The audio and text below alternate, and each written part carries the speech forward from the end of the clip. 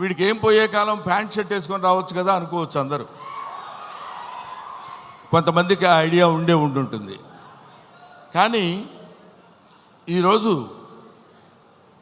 ఈ సభ శివతత్వానికి సంబంధించిన సభ, శివుడికి సంబంధించిన సభ, శివ మహత్యానికి సంబంధించిన సభ కాబట్టి ఆయన గురించి మాట్లాడేటప్పుడు ఒళ్ళే కాదు, మనం ధరించిన బట్టలను కూడా జాగ్రత్తగా ఉంచుకోవాలేమో అన్న అభిప్రాయంతో వచ్చాను ఇలాగ.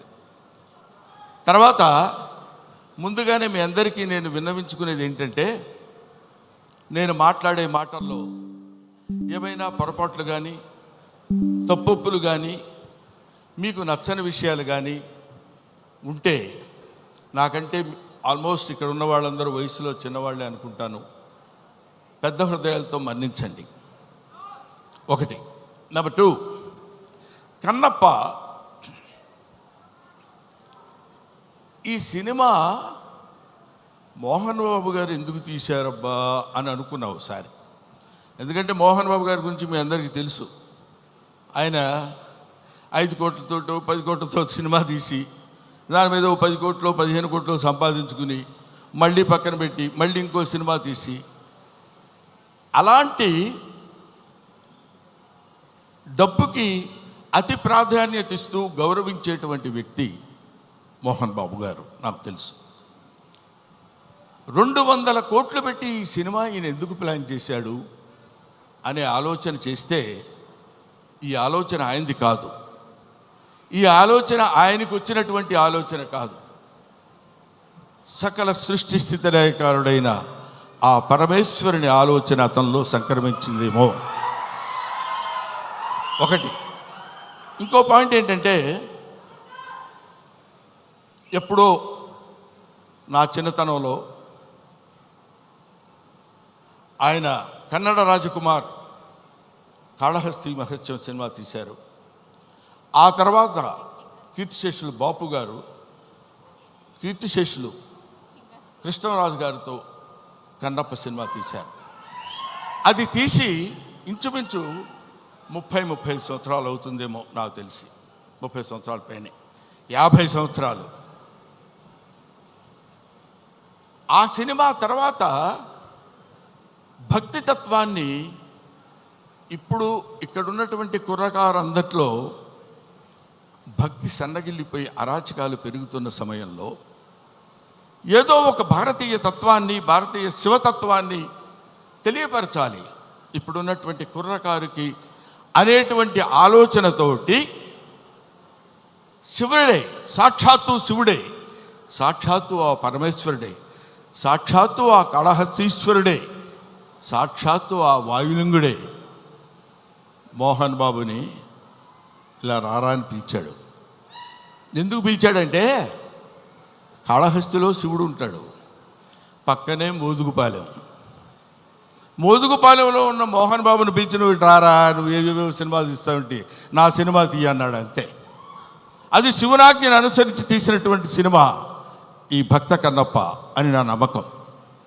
లేకపోతే ఇంత డబ్బు పెట్టి నేను సినిమా తీసి ఇంత టెన్షన్ పడి ఇన్ని రకాలైనటువంటి విమర్శల్ని ఎదుర్కొంటూ నిలబడి సినిమాని రిలీజ్ చేసి శివతత్వాన్ని యావత్ ప్రపంచానికి తెలియపరచాలనేటువంటి మోహన్ బాబు గారి గురించి ఇందాకేదో సుమ అడిగితే సరదాగా 2 జోకులుగా నేను మాట్లాడాను. కానండి, చెప్తున్నాను కదా, ఆ మాట్లాడటానికి ఆయన ఇచ్చిన చదువు మాత్రమే కారణం. మోహన్ బాబు ఇందాక ఆయన నడిచి వస్తుంటే సాక్షాత్తు శివుని మీద ఒక సేవ చేసినటువంటి శివపాదార్చకుడైనటువంటి ఒక మహదేవ శాస్త్రి వస్తున్న ఆ నడక, టీవీ, ఆ ఆలోచన విధానం, అటువంటి మహానటుడి గురించి మనం చెప్పాల్సిన అవసరం లేదు. ఆ కడుపున పుట్టిన బిడ్డే మనుషుడు విష్ణు, అతన్ని కన్నప్పగా ఎన్నుకుని వీళ్ళందరూ చాలామంది ఏమనుకుంటారంటే, మనం ఈ సినిమాలో యాక్ట్ చేసాం, శరత్ బాబు గారు, మోహన్ లాల్ గారు, లేకపోతే ఇంకొక అక్షయ్ కుమార్ గారు, ముఖేష్ గారు, వీళ్ళందరూ సినిమాల్లో యాక్ట్ చేశారని అనుకున్నారు. కానీ వీళ్ళందరూ యాక్ట్ చేయబడ్డారు. శివుని యొక్క ఆజ్ఞ చేత వీళ్ళందరూ ఈ సినిమాలో నటించాల్సిన, ఎందుకంటే ఎన్నో సినిమాలు చేసిన వాళ్ళు ఉన్నారు. మోహన్ బాబు గారు కూడా ఎన్నో సినిమాల్లో చేశారు. ఎన్నో సినిమాల్లో చేసి డబ్బు సంపాదించారు. డబ్బు సంపాదన మాత్రమే ప్రాతిపదికగా తీసినటువంటి సినిమా ఇది. అయితే అయ్యుండొచ్చునేమో కానీ కొంతమంది దృష్టిలో ఇది కేవలం పరమేశ్వరుని యొక్క అనుజ్ఞ చేత, పరమేశ్వరుని యొక్క ఆజ్ఞ చేత శిరసావహించి తీసినటువంటి ఈ సినిమా.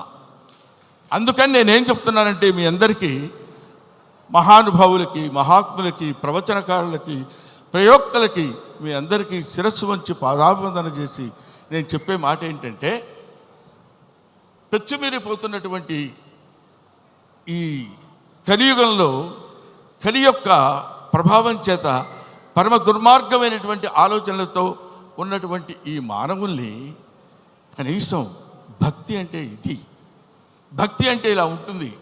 మనం ఇంత భక్తితో ఉంటే మనకు అన్ని శుభాలే జరుగుతాయి. కొంచెం కష్టపెట్టిన ఈ సినిమా తీసిన దగ్గర నుంచి ఇప్పటి వరకు తండ్రి కొడుకులు ఇద్దరు ఎంత మదనపడ్డారో, ఎంత కష్టపడ్డారో సమీపంతో చూసినటువంటి వ్యక్తిగా నేను చెప్తున్న మాట. ఎందుకంటే భగవంతుడు ఊరికనే వచ్చేసి ఇదిగో తీసుకుంటారా అని అందరికీ తల్లి వెళ్ళిపోడు. కాలుస్తాడు, నిప్పుల్లో కాలుస్తాడు, సుత్తి దెబ్బలు కొడతాడు, అవన్నీ భరిస్తుంది. అది ఆయన ఎన్నుకున్న బంగారం. ఆ తర్వాత ఒక అద్భుతమైనటువంటి ఆభరణం చేయగలడు కన్నప్ప లాంటి సినిమా తీసి. అటువంటి సినిమా తీయడానికి ఉద్యుక్తుడైనటువంటి ఆ వ్యక్తి ఏమైనా సినిమాలు తీశాడు అనుకోండి, మీరు వదిలేసేయండి, దాని గురించి మనం పెద్ద పట్టించుకోవాల్సిన అవసరం లేదు. ఆయన విమర్శించండి, వాళ్ళ నటన విమర్శించండి, వాళ్ళని ఇంకేదో విమర్శించండి, తప్పు లేదు. ట్రోలింగ్ చేయండి, తప్పు లేదు. కానీ ఇక్కడ డబ్బు కోసం సినిమా తీసినా, ఇంకో కోసం సినిమా తీసినటువంటి కంటెంట్ ఏంటంటే శివభక్తి. 30-40 సంవత్సరాల తర్వాత, 50 సంవత్సరాల తర్వాత ఇప్పుడున్నటువంటి కుర్రకారుకి శివతత్వాన్ని, భక్తితత్వాన్ని, దైవత్వాన్ని తెలియపరచడం కోసం తీసిన ఈ సినిమాని మీ అందరికీ చేతులెత్తి శిరసావహించి మీరు నమస్కరించి, వినమ్రతతో నమస్కరించి చెప్పేది ఏంటంటే, ఈ సినిమాని ఆదరించండి, అభిమానించండి, అల్లరి మాత్రం చేయకండి. ప్రతివాడి హృదయంలో చేరాలి. ప్రతివాడి హృదయంలో ఉన్నటువంటి అద్భుతమైనటువంటి దీపాన్ని వెలిగించేటువంటి ప్రయత్నం చేశారు. కాబట్టి ఈ సినిమా దిగ్విజయంగా ఉండాలని మనస్ఫూర్తిగా కోరుకుంటున్నాను. పైగా ఈ సినిమా ఎందుకు ఆడాలని నేను కోరుకుంటున్నాను అంటే, ఇది కేవలం మహోన్నతమైనటువంటి భక్తుల గురించి చెప్పేటువంటి సినిమా మాత్రం కాదు. దూర్జటి మహాకవి, శ్రీకాళహస్తిలో ఉన్నటువంటి దూర్జటి మహాకవి ఆయన చెప్పింది ఏంటంటే, రే ఏంటేంటో వేదాలు, పుణ్యాలు, పునస్కారాలు, హోమాలు ఇవన్నీ చేయటం కాదురా. అవన్నీ తెలియని వాళ్ళు కూడా చాలామంది ఉన్నారు. అవన్నీ తెలియని మనుషులు ఉన్నారు. అవన్నీ తెలియని జంతువులు ఉన్నాయి. అవన్నీ తెలియని పురుగులు, పాములు ఉన్నాయి. అవన్నీ తెలియని క్రిమి కీటకాలు కూడా ఉన్నాయి. వీటన్నిటికీ నేను మోక్షాన్ని ఇవ్వగలను. ఏ వేదంబు పఠించ లూత